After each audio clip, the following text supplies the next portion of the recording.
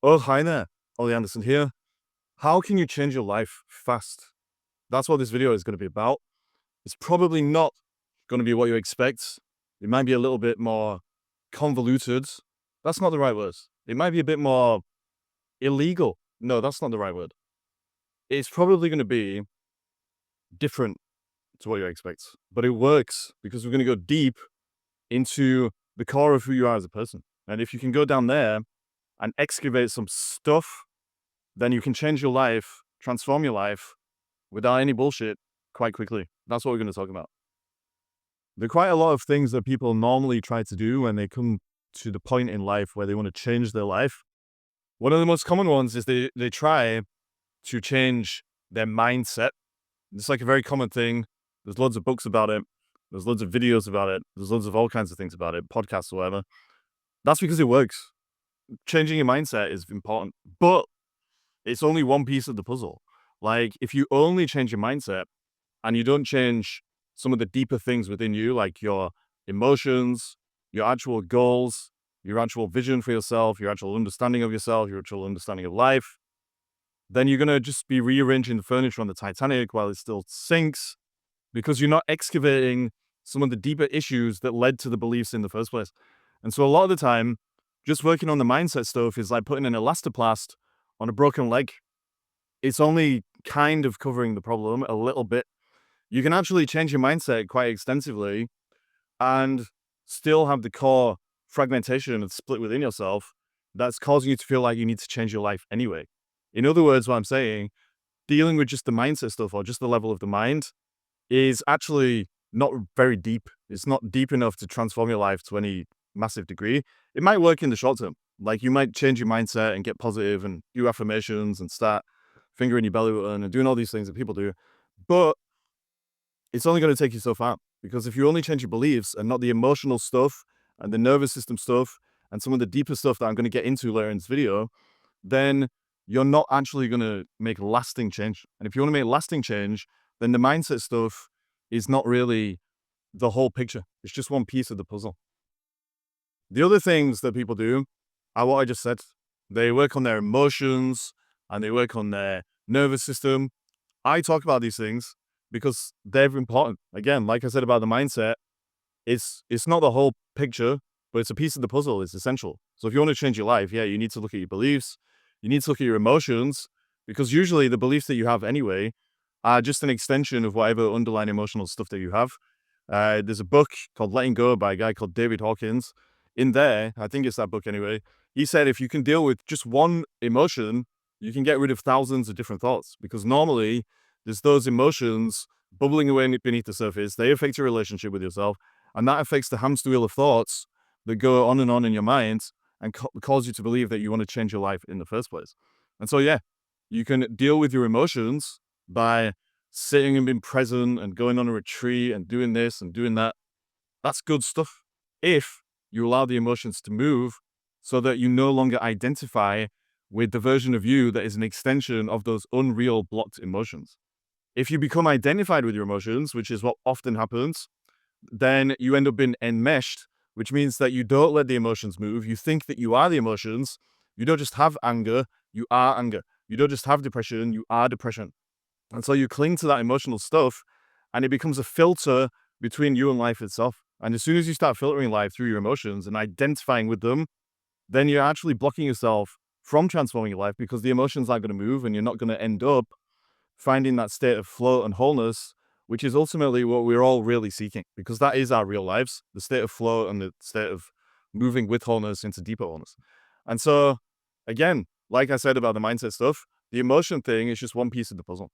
The other part of the puzzle is the nervous system stuff. This is very popular these days. Everyone's talking about the nervous system. Again, because it's important, it works. It's one piece of the puzzle. Your nervous system is ultimately the control center, basically, between you and life. If your nervous system is out of regulation, then you're going to see threats all over the place, including within yourself, your own, at the level of your own emotional experience. You're not going to face your emotions. You're going to project that stuff out into the world. You're going to see threats all over the place, and you're going to find yourself in a horrible world where you don't actually want to be, which again is going to make you feel like you're going to transform your life, When you start making changes at the level of the nervous system, you start to feel more safe, you start to feel more relaxed. Well, the world will kind of change around you. But again, unless you do the deeper work, it's only going to be a short-term thing. And so that's why I'm just going over these common methodologies that people use: the belief thing, the emotion thing, the nervous system thing. All of those things in unison are super powerful. They will transform your life. But if you only do one of them, or you only do them at a superficial level, then you'll only get some short-term changes from your physiology being more relaxed, or from your beliefs being a bit more positive and things like that. You're putting less friction between your life, your emotions moving. But there's a deeper thing that you can do to kind of change your life even beyond all that stuff. And that's what this video is now going to tell you about. In general. So this is kind of me being stereotypical. There are two kinds of people when it comes to transforming your life or approaching life. The first type will try to make life conform to their will. And so they end up trying to force life to whatever idea they have in head. They're the kind of people that tend to focus on the mindset stuff. They feel like if they can just get the right belief system and they can take the right actions and just pound away at life like a pneumatic drill, then they'll be able to get life to do whatever they want life to do, which is impossible because nobody can control life completely. And then they'll finally feel like they've transformed their lives in the way that they want to. The reason that those kind of people only focus on the mindset belief stuff is because they don't want to face their emotions. A lot of those people are shame driven, and so they're constantly chipping away at life because they think that if they can make life change, they can control life, then their shame is going to go away. But it won't. The shame is driving them to act in that way. And so the more they focus on the beliefs, the more they keep the emotional stuff hidden. On the other side of the coin, you've got the people who feel like life is controlling them. Life has pushed them down. Life is difficult. They've rolled over. They're going to give up. And that is their approach to dealing with the difficulties of life. Instead of forcing life to conform, they just get to that point where they're like, okay, I surrender. I give up. That's it. I'm going to roll over now. I'm going to basically just spend my life on my knees. And I'm not even going to try it, because what's the point? You know, everything is so empty and everything is so pointless. And even if I change my mindset, blah, blah, blah, I've got all of these emotions that are dragging me down because I'm enmeshed and identified with them. And so most people will be somewhere along that continuum. What I'm talking about now is being more real. And being more real is transcending both of those things. It means you understand, yeah, you have emotions, you have beliefs that you can kind of work with, because beliefs are just beliefs. They either point you towards reality or away from it. They're not reality itself. So you understand that, okay, yeah, you've got a body, so you need to work with your emotions and your nervous system. You have a mind, but the mind is not real. Nothing real ever comes from the mind. But you need to work with your mind so that it doesn't master you. But then you're transcending both of those things and you get into the deeper level, which is what I now will finally tell you about, because I've totally been hooking you in by drawing that out. I apologize. Okay, so drum roll, please. I don't have a drum. Drum roll, please. Imagine one, if you don't mind. I'll bang on the table. The way that you change your life quicker, it's still hard. Quick doesn't mean easy. But the best way to change your life at the deepest level is to change what you love. That sounds deep, right? Change what you love. What does that even mean?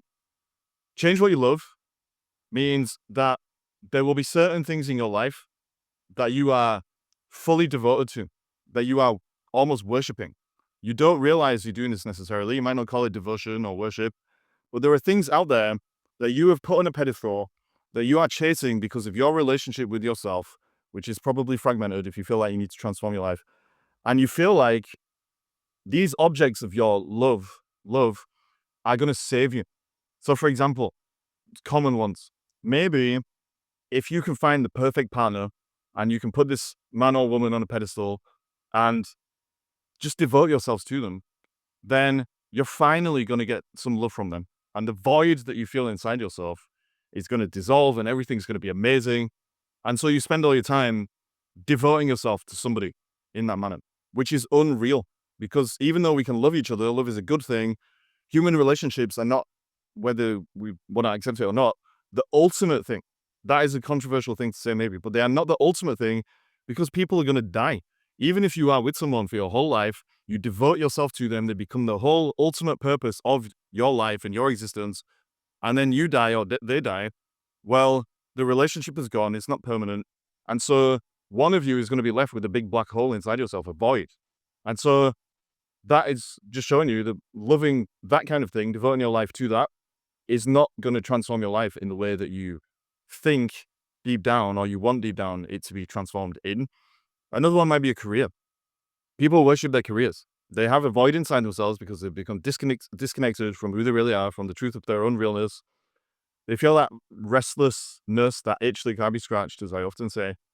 And so they feel like the void is chasing them. And the only way that they're going to be able to fill that void is with their actions, with their deeds, with their doing. And so they get a career.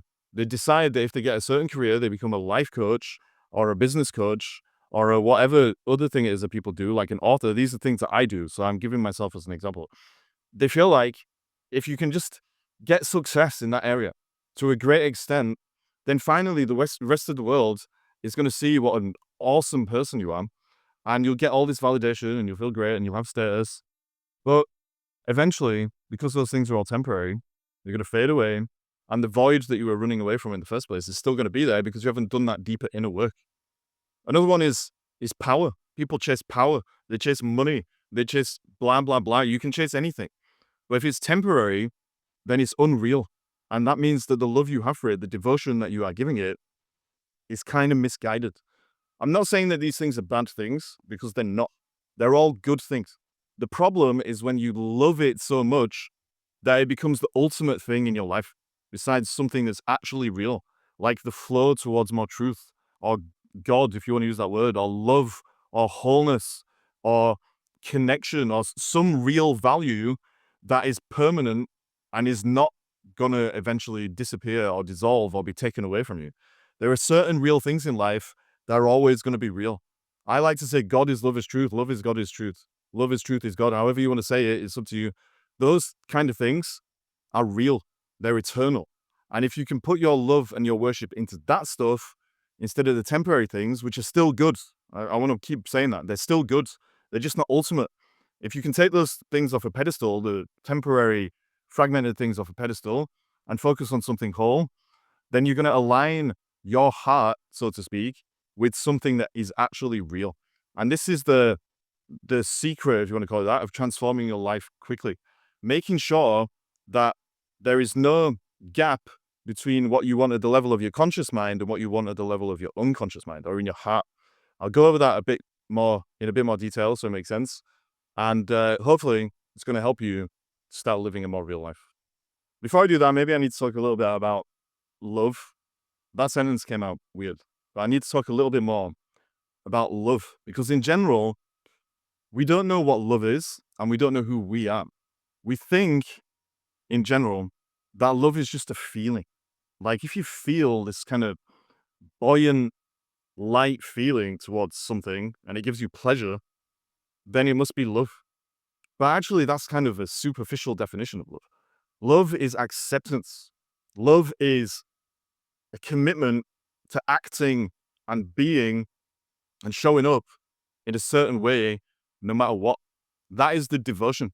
This is why when you devote yourself to these unreal things in the world or these temporary things in the world and treat them as ultimate things, then you kind of get lost because you end up committing yourself to something that can never give you or reward you in a real way for that commitment, for that devotion. What you need to do is shift perspective so that you're loving in a way where you're accepting things as they are. I always say that the best thing to love is life. If you love life, you love it whether it's good, you love it whether it's bad. You just know that it's a gift. You're going to be dead one day. It's all going to be over. And that means every little moment is precious. Even when it sucks, it's still kind of a gift and you can be grateful for it. You can still love it. But that doesn't mean it's good all the time.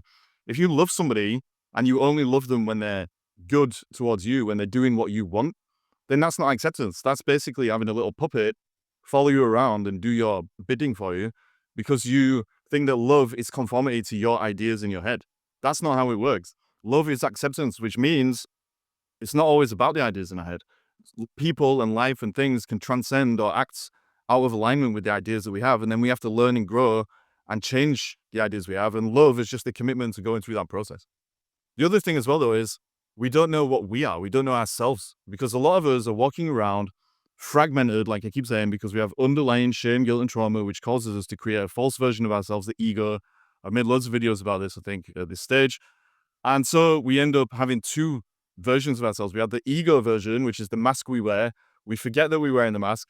And then underneath the mask, we have the shadow self. The problem is when the shadow self is in hiding, then what we think we love, what we think we need to devote our lives to, is just an extension of the ego, which is never the real version of us. It's a fragmented version. And so what that means is that our heart, our unconscious intentions are often pulling us in a separate direction to the direction that our conscious mind, the things that we keep telling ourselves we want, is leading us in. A good example of this is maybe you're trying to lose weight or you're trying to gain weight or whatever it is. You want to go to the gym and sort your life out in that sense, in a physical sense. And you keep telling yourself, right, I'm going to get these results. I'm going to lose weight. I'm going to gain weight, whatever your situation is. But it never happens. Like never, no matter how much you go to the gym. If something like that is happening, then you have an unconscious intention that is outweighing your conscious desire. And what that ultimately means is that even though you're telling yourself at that time, right, I love a certain thing. I love going to the gym. I love doing this. I love lifting these weights or doing this cardio, whatever. Your unconscious intention is actually that you love something else more. You might love being overweight or underweight because you're scared of reaching your potential in the gym, let's say, for whatever reason, because you don't want the consequences of being really, really good looking and having loads of people throw themselves at you because you have underlying shame. Whatever it is, there's something like that going on. And if you don't align your conscious mind and your unconscious mind by integrating the shadow self, stop hiding from yourself, then your love, your worship, your devotion, whatever word you want to use, is always going to be misdirected. It's going to be pointed at things in the world that can never give you what you really want.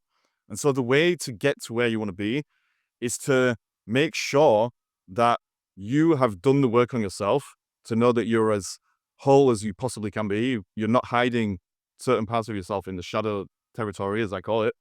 And so you're integrated.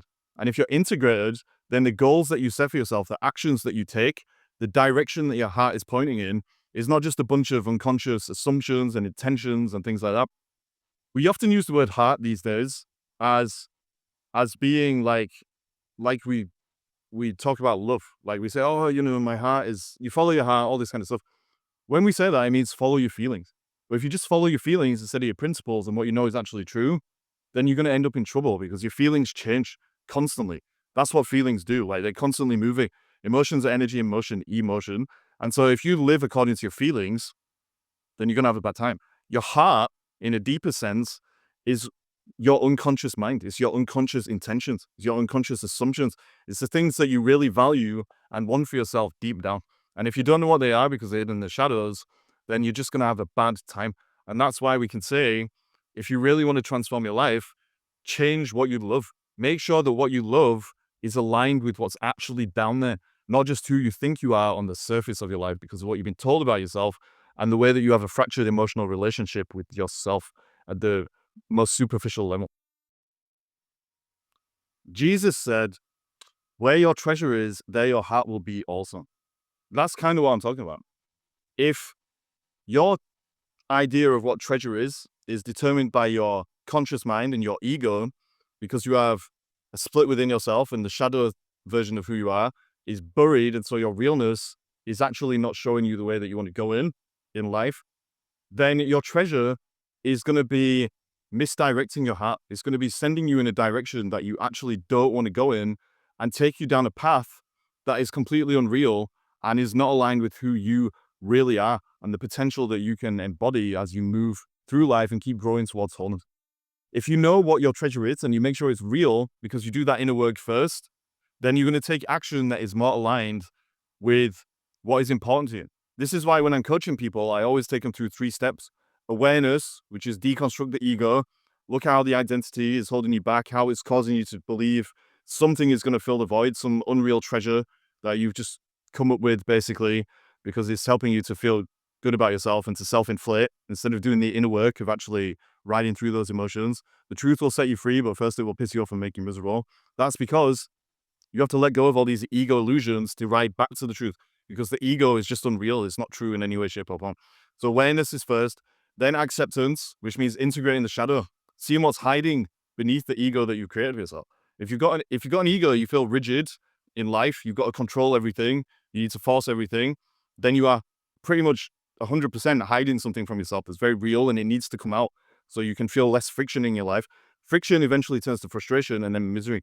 And if you understand that, you can start to bring the shadow to the surface, you can integrate it, and then the actions that you do take, which is the third stage, because awareness, acceptance, and action, are going to be more real. You're going to be able to do your best and let go of the rest. That means you do what you can do without forcing things. You can get a sense of flow, but then you can let go when the time comes and you can ride through uncertainty and discomfort, because as you do align yourself in the way that I'm talking about, then you'll do the work we talked about at the start of this video. Your beliefs will become more real, your emotions will start moving and will bother you less, and your nervous system will be more regulated. And so you can trust yourself and trust life to get where you need to be.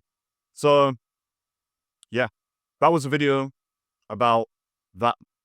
If you want to change your life, change the direction that your heart is set and change what you'd love or devote yourself to or worship or whatever word works for you. It's just a word. I don't care. You can say love if you want. But the point is, if your mind and your unconscious mind or your heart in different terms, if your heart and your mind are misaligned, then you're going to be making assumptions that you're not even aware of that are going to pull you off course and cause your life to become chaotic and more friction full than it needs to be. And if you can figure that out in your own life, in relation to just looking at the things that you love and how you might need to shift focus from something unreal to real, if you can do that, then I can guarantee that your life will get better, because you're not going to be holding yourself back by trying to fill the void with things that could never fill it. You're going to become the void, which means you're going to get rid of the split inside yourself and become whole and integrated. And you're going to take action that actually matters and is going to get you where you want to be in life. So if that made sense, then congratulations, because I feel like I was rambling in this video, but I always do that. And then I watch it back and it's not as bad as I thought. But anyway, thank you for watching. If you want to talk to me, there's a link on my website here, ollyanderson.co.uk/talk. I'll give you a free coaching session so you can experience coaching. It's not a sales call, it's a coaching session. So if you want to do that, book a call. Otherwise, stay real out there. Peace to you and goodbye.